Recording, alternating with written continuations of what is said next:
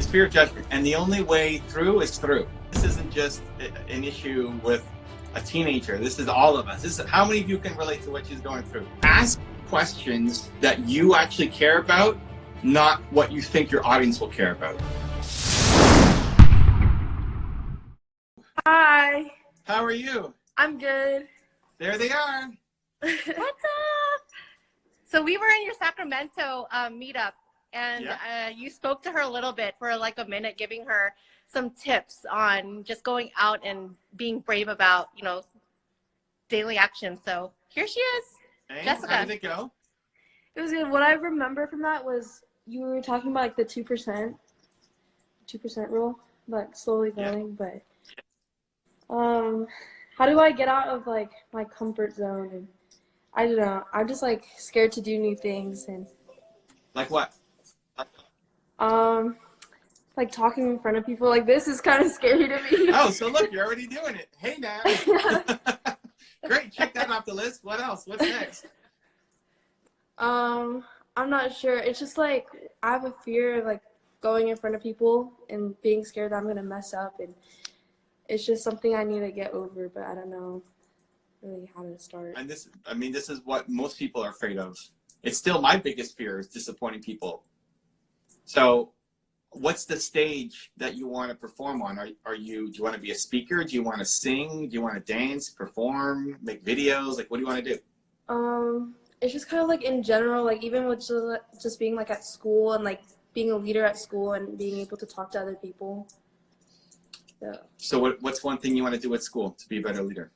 Maybe be in leadership and be able to talk like in front of assemblies, in front of a lot of people, and just get out there. Cool. So what would your talk be at an assembly?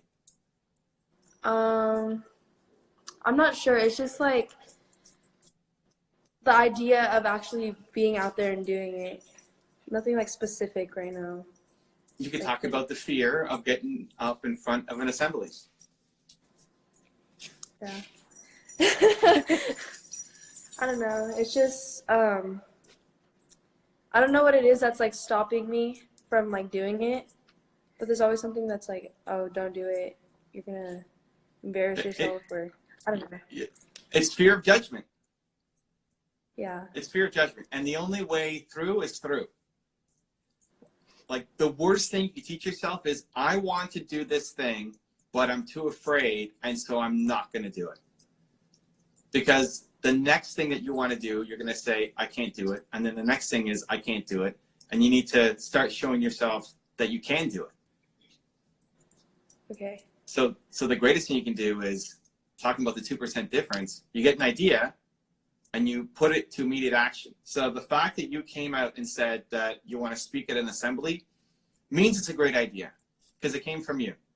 And so it's trust in that idea. So it's too bad that it's Friday already, but Monday, you go to your school principal or vice principal or whoever's in charge and say, hey, I would love to give a 5-minute talk at the next assembly about overcoming fear, because I am crazy afraid to speak at an assembly, and I want to be a leader and a role model for everybody else who's afraid to do what they want to do. Okay. So I'll do that on Monday. You got to do it on Monday. Okay. I'm not sure if there's an assembly thing though. That's the thing. No, you go to them and say, the next assembly, Okay. I want to talk. That may not be on Monday, but it could be next week. It could be the next month. We say, at the next assembly, I want to give a 5-minute talk about overcoming fear, because speaking in front of assembly is my greatest fear. Okay. I'll do that then. Thank you. All right, pinky promise. You. Okay, there you go. Make sure Thank she you. does it. Okay. Bye. Thanks, Evan. I want a video of the speech. Okay. All right. Thank you. Bye, Nice. guys. Thanks, Evan. Much love. That's it. And this isn't just an issue with a teenager. This is all of us. This is how many of you can relate to what she's going through. Maybe you don't want to speak on an assembly, but you're afraid to get in front of the camera. The more that you find the things that you love to do or you want to do, you have ideas about doing, but then you don't do it because you're afraid, you're telling yourself that you cannot do it. you're letting the fear win, and then it becomes this giant monster that becomes impossible to kill. But the best thing you can do is go and say, I'm going to do it, even if I suck, even if I'm afraid, even if I faint, I'm going to go off and do it. You're not allowed to come up with an idea. This is everybody. You come up with an idea, you have to find a way to get started immediately on it. Being afraid is not a good enough reason. Scary, difficult, or hard, right? If those words come out of your mouth, you have to go off and do it. Because you love scary, you love difficult, you love hard. You teach yourself. Because everything you want out of life is on the other side of scary, difficult, or hard. Good, hey, come on. Look what I have right here. Hello! How are you? Good. Thanks very much. Big fans over here. Awesome, man. Well, how can I help? What do you got? Well, you have this phenomenal channel, and actually, like, everything that I have on my phone when I hit the gym, everything is downloaded, like, from YouTube, all the content that you have, with the success rules and all of that, like Grant Cardone, he's one of those people I do follow big time, like Patrick Bet-David, and the list just continues. Cool, man. But, like, just trying to grow this YouTube channel, and just now, and looking to get some people on, to do the interviews. And there's a lot of people actually trying to do this right now. There's a lot of young people going and starting the podcast on YouTube, podcasts like, iTunes. And so what tips would you give for people, because I know there's consistency involved, but, you have a phenomenal, like, YouTube channel that I follow big time. So what do you think, what's lacking, for people, to have something, achievable like you did? It's asking questions that you actually care about, not what you think your audience will care about.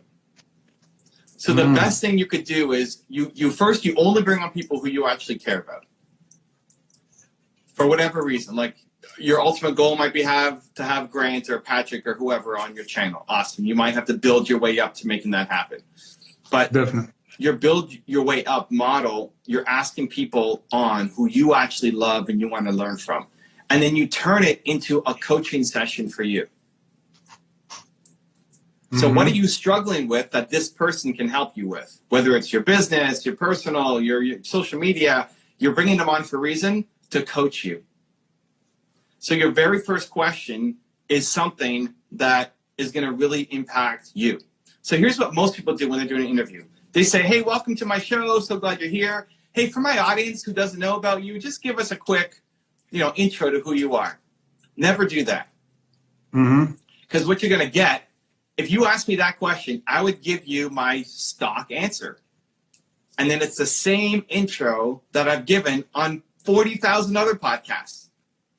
There's nothing new about what you're asking. So you don't get unique content. Also, I'm kind of now checked out because you put me into robot mode. Because if you ask me the same questions everybody else asks me, I'm in robot mode. Yeah. If you start with, hey, Evan, I love you because, boom. Like, you make your own intro. When you get Grant on, you tell what you love about Grant. And if you skip that he wrote the 10X book or something, he's not going to care.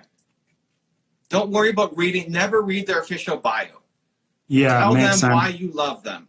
And then ask them a question that you actually want help with that then becomes unique content because now they're coaching you. Definitely. Yeah, because I noticed that's very good advice, very solid, because like I have people mainly, sorry for interrupting, but I really appreciate the advice that you're giving. And, all the people that are watching this, live currently, I think they're going to get the same, advice, which is so valuable because like when you go and see the podcasts that are available, like everybody's doing kind of the same thing.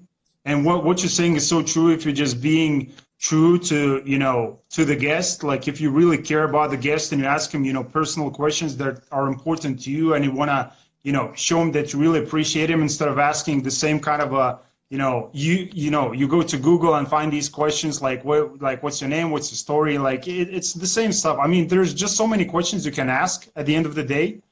But if you just show that you really care about the person, like, mostly have people from real estate space, and it's very, very like outdated, people are very serious. So I'm just trying to bring more joy and happiness, in the space and just, laugh more, about things instead of being very serious. because, you know, at the end of the day, like everybody wants to get entertained, you know, and that's a big part of the podcast.